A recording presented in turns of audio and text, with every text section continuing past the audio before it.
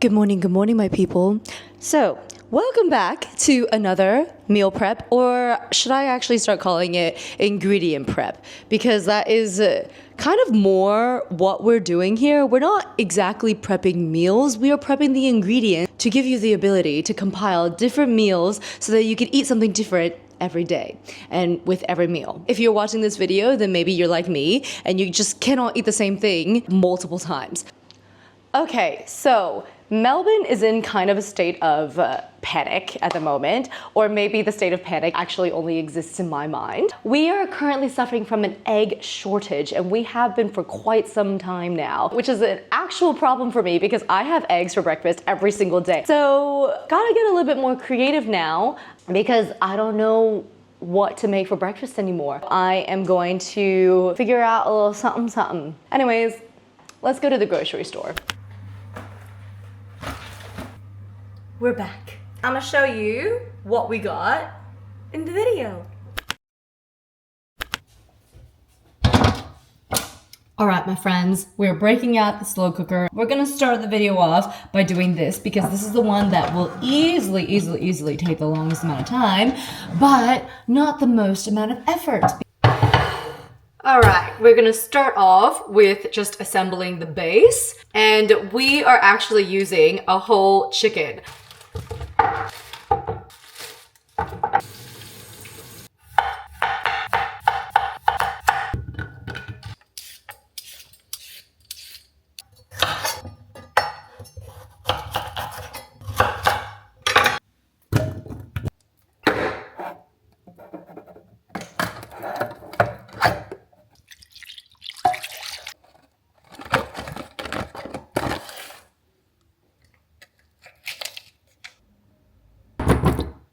Okay, so we have the stock and the base going on. So actually afterwards, I'm going to blend that all up and make one of our sauces. So it's 2-for-1 kind of deal going on.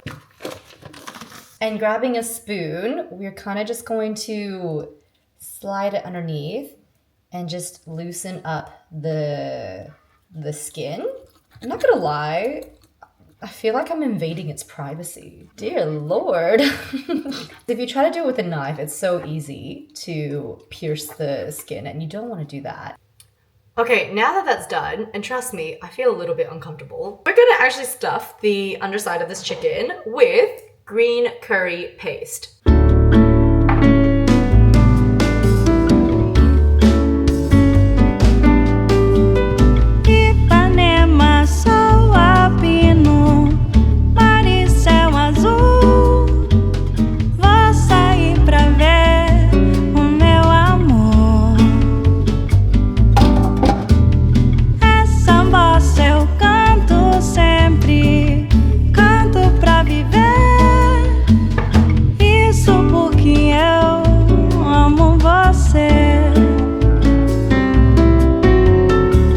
Okay, so for this next recipe, we are going to use chicken breast. I reckon probably the most versatile thing that you can have is just like normal shredded poached chicken. I'm gonna start by boiling a bunch of water, and then we're gonna add in the chicken breasts, then we're gonna bring it back to boil, then we're gonna turn it off, and then we're gonna let that heat just poach the chicken.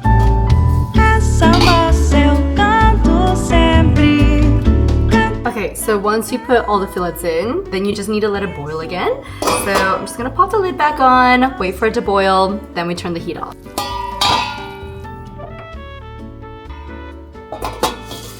I'm also just going to put a tea towel over it because mine has the little like vent holes. So I'm gonna put that over it so none of the steam really escapes. That should sit there for minimum 20 minutes, but up to 45 minutes.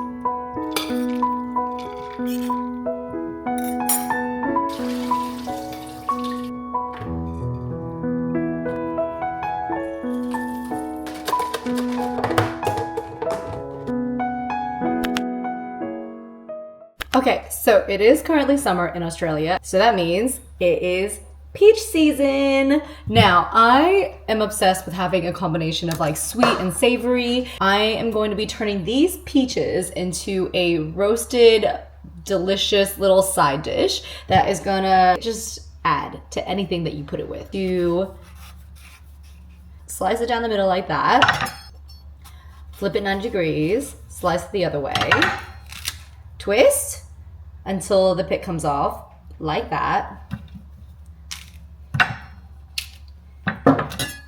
And we're going to just slice them, each quarter, into thirds.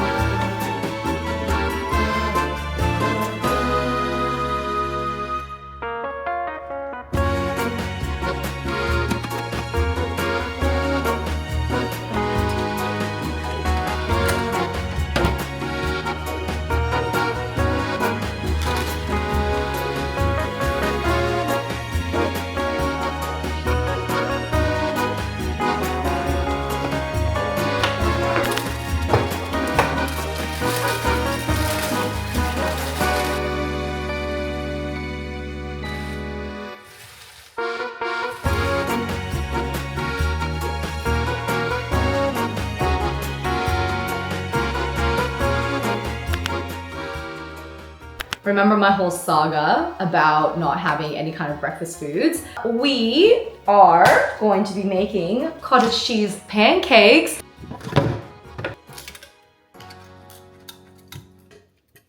And because this whole thing started off with an egg crisis, we are actually going to add applesauce. Okay. So I recently found this and it is the best thing ever. Oh my gosh. They did a collab with Pistachio Papi. They're basically like a pistachio spread company that has just gone a little bit viral. And I am obsessed with pistachio flavor. Like, I'm the kind of person that loves pistachio ice cream. Seriously. So we're gonna do a cup of that. You can sub in whatever kind of protein powder you want. I honestly feel like vanilla would be really, really good. Now we're gonna go in with a little bit of baking powder and baking soda and a wee bit of salt. I'm just gonna add in about a tablespoon of olive oil. Okay, now we're gonna blend this all up.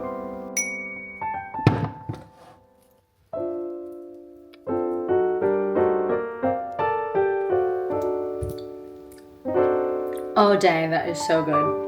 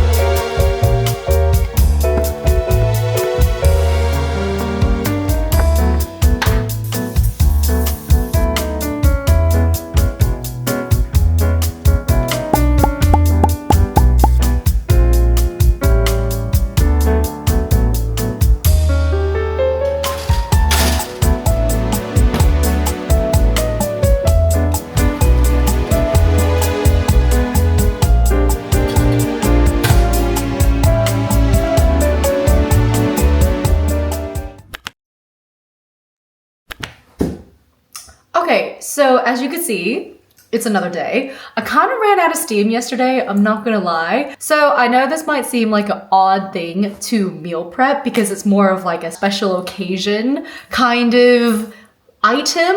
However, there is nothing I love more than a good old juicy bunch of dumplings in the middle of the week for absolutely no reason. You know what I mean? And so I'm gonna show you exactly how easy it is to make. People are so intimidated by it if you do not know how to fold it, but I'm gonna show you it doesn't really matter how you fold it because at the end of the day, if it's tasty, then it doesn't matter how it looks. It's what's on the inside that counts, truly. Okay, so I'm starting with the most important item, which is the dumpling slash gyoza wrappers. That's the Japanese version.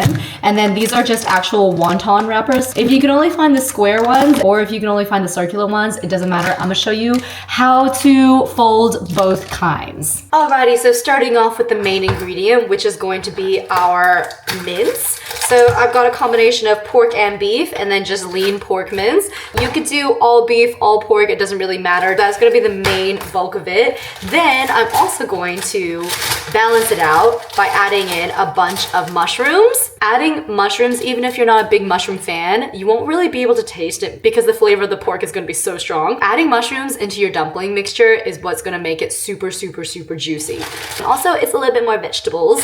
And then of course, I'm also gonna add some greens. I'm gonna add in a bunch of spinach. You can add cabbage, but we're also gonna do a fat wad of ginger. Let's mix it all up.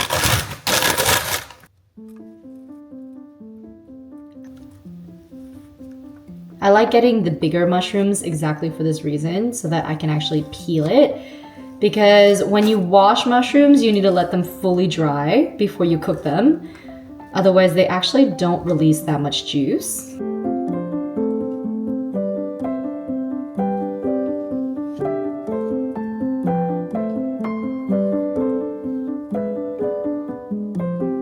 Okay, so you can shove all of these into a food processor, should you desire, and if you have one readily available. However, I'm just gonna show you how to do it manually.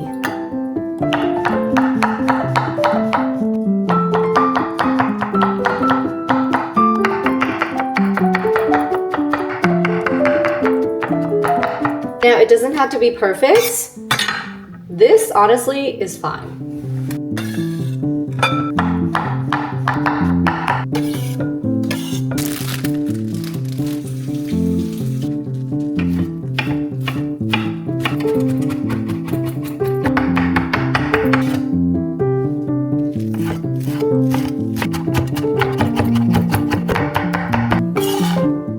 Okay, so now to this, we are going to add in our ginger. Taking the spoon, you're just going to take off the skin.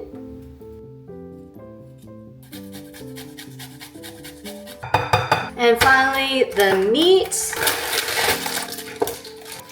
And as always, I use my hands.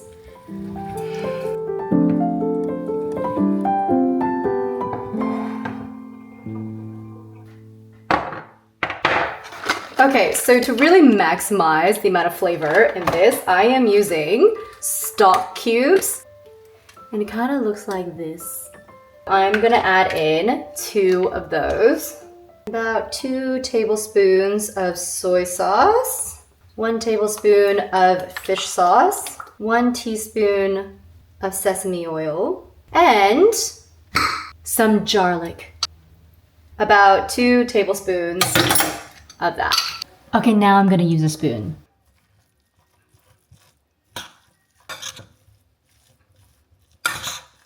And voila, she done. Okay, we are gonna start off by using the square ones because this, I believe, is the quickest and the easiest. So let me show you. Okay, so you wanna have a little bowl of cold water ready to go. So now you take your wonton skin and add in basically a tablespoon of that filling. And then dipping your finger into the water, you're gonna wet 2 of the sides and then fold it in half, cinching the edges so that it is an airtight seal and no water and nothing can get through that. Dumpling number 1. And you want to really make sure that you take care of those seams. Otherwise, your dumpling will explode and all the juices will disappear into the pan. You also just want to make sure to not overload the dumpling. Otherwise, that's going to cause issues. So don't be too stingy and don't be too greedy. Like I said, a tablespoon should be an accurate measurement. And voila, we have 2 little dumplings.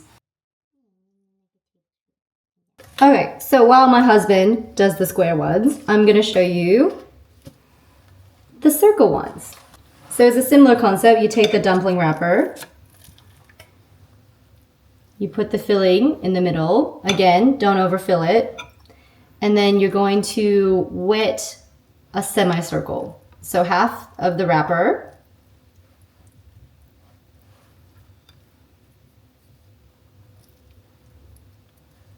And then fold it in half. And using the pincer method, just pinch around the edges. And then voila, you got a little half moon dumpling. So that is the easiest way to make dumplings. Now I'm gonna show you the advanced version. So it's best if you kind of stretch out the wrapper in your hands. And I really cannot stress how much you should definitely not overfill these dumplings. All right, so again, wet the entire perimeter of your dumpling. And then when you fold it in half, you're gonna start using your thumbs and your forefinger. Fold and then pinch. Fold and then pinch. Fold and pinch, fold and pinch. Tucking the filling in as you go until you reach the end, and then pincing around the outside like that until you get a cute little moon shape. So there's some debate in my family about who is the best dumpling wrapper. My brother claims that it is him because apparently our grandparents complimented him one time when we were in China. Whatever. I am humble enough to admit that my dumplings are not professional and that I am not the most skilled dumpling wrapper of all time. But between me and my husband, I am definitely the best. 100%.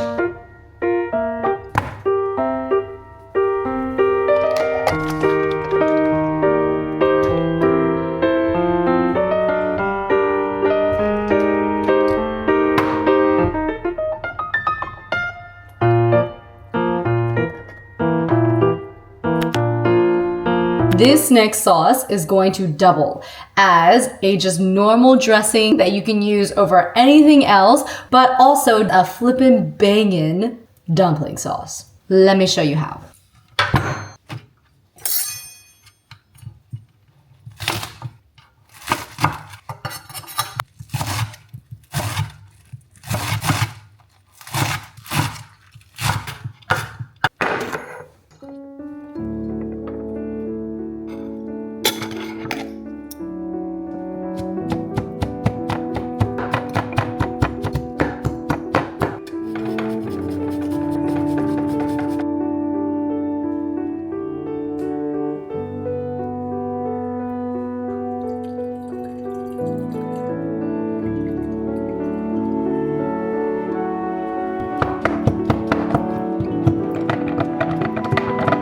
Okay, so now that we actually have the sauce, this is hands down the best thing ever. Drizzle it over your chicken, over salad, anything. However, to transform it into a dipping sauce for your dumplings, all you need to do is just add a little bit more soy sauce. Taking a little bowl, and we are just gonna add more soy sauce. So now it's a dipping sauce. So easy.